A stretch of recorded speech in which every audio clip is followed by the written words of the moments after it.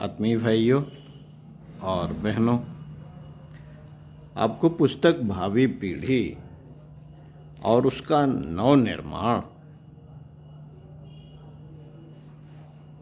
वाङ्मय 63 लेखक पंडित श्री राम शर्मा आचार्य, पृष्ठ 1.85 से पढ़कर सुनाते हैं। कथा कहानियों का महत्व समझें। मित्रों, इस देश में कथा सप्ताहों की परंपरा प्राचीन काल में चली आ रही है। प्राचीन काल से चली आ रही है। परंपराएं और अंधविश्वास के संपुट जोड़ दिए जाने के कारण आज इन कथाओं की कितनी उपयोगिता रह गई है, यह अलग और विचारणीय प्रश्न है। किंतु इसमें दो सम्मतियां नहीं हो सकती कि जनमानस को आदर्शोन्मुख बनाए रखने में कथाओं की महत्ता असाधारण है। आज इनका रूप भले ही विकृत और व्यावसायिक बन गया हो, किंतु भागवत सप्ताह, रामायण, नवान परायण, सत्यनारायण व्रत कथाओं के पीछे लोक शिक्षण की ही भावना रहती रही है और किसी युग में यह आधार व्यक्तित्व के चारित्रिक विकास और सामाजिक व्यवस्था की दृष्टि से उनका सर्वोपरि योगदान रहा है। वाणी और विचार मन को प्रेरित और प्रभावित कर सकते हैं। किसी को प्रसन्न करके तात्कालिक लाभ भी लिया जा सकता है, किंतु मन को प्रभावित करने से संपूर्ण जीवन प्रभावित नहीं हो सकता। मन की गहराई उथली होती है। चित्त वृत्तियां निरंतर बदलती रहती हैं, इसलिए आज जो वस्तु मन को प्रिय लगती है, कल वही अप्रिय लगने लगती है। किंतु विचारणा का एक और भी स्तर है। विचारणा का एक और भी स्तर है।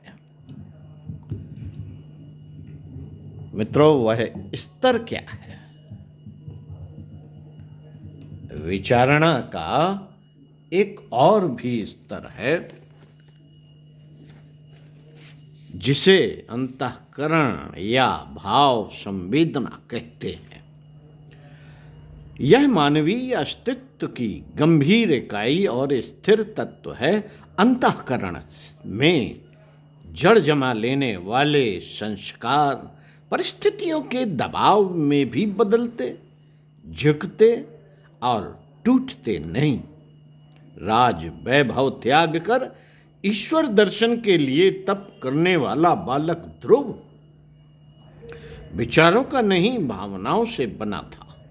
माता पिता की सेवा में अपने सुखों को तिलांजलि देकर कांवर उठाए फिरने वाले श्रवण कुमार के संस्कार अंतः प्रेरित थे।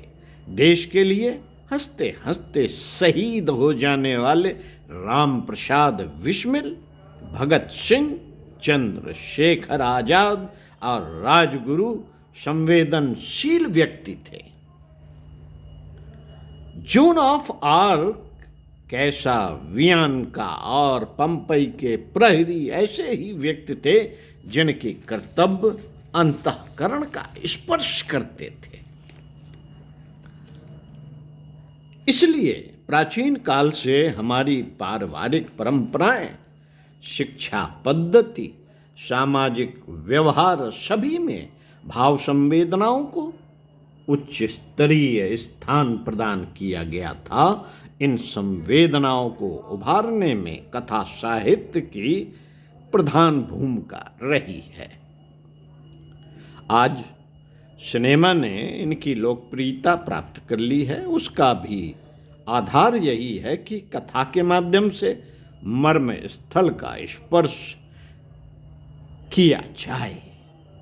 जो फिल्म जितनी अधिक मर्म स्पर्शी होती है वह उतनी ही लोकप्रिय और देर तक चलती है। इसके विपरीत भाव विहीन कथानकों वाली फिल्में कुछ ही दिनों में चलकर बंद हो जाती हैं। कथाओं में मानवीय अंतःकरण को प्रभावित करने वाले कोई विलक्षण तत्व, कोई गहन दर्शन विद्यमान है, तभी तो और कुछ कोई सुनना चाहे या नहीं, पर कहानियां, कथाएं सुनने की उत्कंठा बालक, वृद्ध, स्त्री, पुरुष हर किसी को होती है। इस सर्वाधिक शक्ति तत्व को बुलाया और उपेक्षित नहीं किया जाना चाहिए, वरन उसकी सार्थकता मानवीय गरिमा की प्रतिष्ठापना में है, उसे सफल बनाया जाना चाहिए। मित्रों, इस पुण्य परंपरा का प्रारंभ बच्चों को कहानियां सुनाने से होता है। बड़ों की अपेक्षा बच्चे अधिक भावुक और संवेदनशील होते हैं। इसका अर्थ यह हुआ कि इस प्रारंभिक आयु में उस पर चाहे जैसे संस्कार डाल दिए जाएं, बच्चा उसी दिशा में ढल जाएगा। ढलाव में आई यह दृढ़ता फिर जीवन भर डिगाए नहीं दिख सकेगी। भारतीय आचार संहिता के आचार्यों ने उस तत्व का प्रतिपादन करते हुए लिखा है, यन्नवे भाजने लग्नः संस्कारः नान्यथा भवेत्। कथाक्षतोन बालाना नितस्तदीय कथ्यते। अर्थात बालक को कहानियों के माध्यम से जो कुछ भी सुनाया जाता है वह उसी को अपने आचरण में ढाल लेता है और वह संस्कार फिर जीवन भर उसको नहीं छोड़ते। तात्पर्य यह है कि कथाएं बालकों को इच्छानुकूल ढालने वाले साँचे होती हैं। उन्हें नियमित रूप से कहानियां सुनाई जाती रहे तो कहानियों में जो भी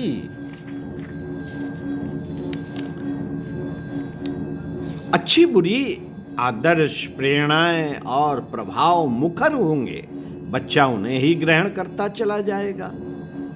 इतिहास प्रसिद्ध घटना है कि सती मदालसा ने पौराणिक आख्यायिकाओं का आश्रय लेकर जहां अपने पूर्ववर्ती बच्चों को ब्रह्मनिष्ठ, संत और भक्त बनाया, वहीं दिशा बदलकर तीसरे राजकुमार को उन्होंने ऐतिहासिक कहानियों के आधार पर राजनीति के संस्कारों में ढाल दिया। यही राजकुमार अंत में राजगद्दी का उत्तराधिकारी हुआ। मां सुनीत से धार्मिक कथाएं सुनकर ध्रुव को ब्रह्म ज्ञान की दीक्षा बाल्यावस्था में ही मिल गई थी। उधर सीता जी को स्वयं उनके पिता जनक ने कर्मयोग का शिक्षण कथाओं के माध्यम से किया था। राम और लक्ष्मण में अनीत के विरुद्ध संघर्ष की भावना वशिष्ठ और विश्वामित्र ने कथाओं के माध्यम से ही जागृत की थी। करि भोजन मुनिवर विज्ञानी और लगे कहन कुछ कथा पुरानी। वेद पुराण वशिष्ठ बखाने और सुनई राम यद्यपि सब जानई। इन दोनों चौपाइयों में जहां महर्षि विश्वामित्र व वशिष्ठ द्वारा राम की कथा दीक्षा की बात बताई गई है, वहीं बालकों को कहानियां सुनाने के महत्व और अवश्य सुनाए जाने का निर्देश भी स्पष्ट है। सुनहि राम यद्यपि सब जानहि का अर्थ भी यही है कि शिक्षित और ज्ञानवान होकर भी कहानियां अवश्य सुनी या सुनाई जानी चाहिए, क्योंकि उनसे लोगों में संस्कारों का विकास होता है। मित्रों, इस प्रतिपादन का एक दूसरा पक्ष भी है और वह इससे भी अधिक महत्वपूर्ण है, वह है कथानकों का चुनाव। कथाएं सुनने का अर्थ मात्र पुराण सुनने से नहीं, असंगत कल्पनाओं वाली कहानियां तथा जिनका न कोई आधार है न यथार्थता, ऐसी कथा वस्तुओं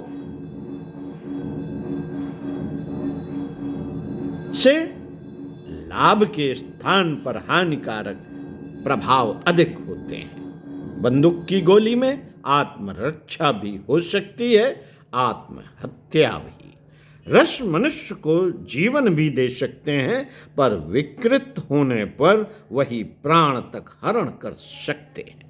कहानियां भी एक प्रकार का रस है, जिन्हें निश्चित अनुपात, मर्यादा और मानवीय आदर्शों की दृष्टि में रखकर प्रयुक्त किया जाए तो वह व्यक्ति व समाज दोनों के लिए कल्याणकारक हो सकती है। किंतु यदि वह विकृत है तो सामाजिक शांति और सुव्यवस्था को चौपट कर देने वाले दुष्परिणाम ही पैदा करती है। मित्रों, इसलिए आचार्यों ने जहां बालकों को कहानियां सुनाने की महत्ता और आवश्यकता पर जोर दिया, वहीं उन्होंने सावधान भी किया। तत्कथ्यताम महाभाग यदि कृष्ण कथा श्रेयम अथवास्य पदाम्भोज मकरंददित्तहाम शताम किमन्यरस दाला पैरायुषो यद सद व्यय। श्रीमद्भागवत 3/13/4। अर्थात इसमें सावधानी अवश्य बरती जाए कि कथाएं आध्यात्मिक उत्थान और जीवन में ब्रह्मी गति देने वाली हों, जो चरित्र निर्माण में सहायक हो वही कथाएं सुनी जाएं। अनर्गल और झूठी अधोमुखी प्रेरणाएं देने वाली कथाओं से बचने में ही कल्याण है। यह अत्यंत दुखद बात है कि आज कथाओं कहानियों के नाम पर यह विकृति ही सर्वत्र दृष्टिगोचर हो रही है। यह आवश्यक नहीं कि कथाएं धार्मिक ही हों। विष्णु शर्मा की बात गढ़ी हुई ऐतिहासिक एवं समसामयिक घटनाएं भी हो सकती हैं, किंतु उनमें किसी न किसी रूप में सदिच्छाओं, सद्गुणों और साहस, सूझबूझ, स्वावलंबन, सच्चाई, ईमानदारी, नैतिकता जैसे गुणों का ही प्रस्फुटन होना चाहिए। तभी बच्चों में रचनात्मक प्रतिभा का विकास हो सकता है। साथियों, आज की पत्रिकाओं, उपन्यास, साहित्य तथा सिनेमा आदि इस दिशा में बिल्कुल भी न्याय नहीं कर रहे। किशोरों, बालकों और युवकों के दिग्भ्रांत होने का यही कारण है। आए दिन किशोरों द्वारा ऐसी दुर्घटनाओं के समाचार छपते रहते हैं जिनमें उनकी स्वीकारोक्ति यह होती है कि चोरी, हत्या, अपराध की प्रेरणा उन्हें अमुक पुस्तक या अमुक फिल्म से मिली। यह एक प्रकार से बालकों के प्रति कहानियां सुनाने की जिम्मेदारी की अपेक्षा करना ही है। यह उपेक्षा और अधिक देर तक नहीं चलनी देनी चाहिए।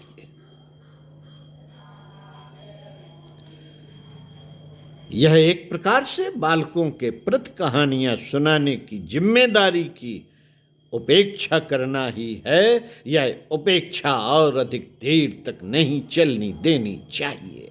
आज ही अभी यह विचार करें कि क्या हम बच्चों के प्रति इस बड़े उत्तरदायित्व का पालन कर रहे हैं या नहीं।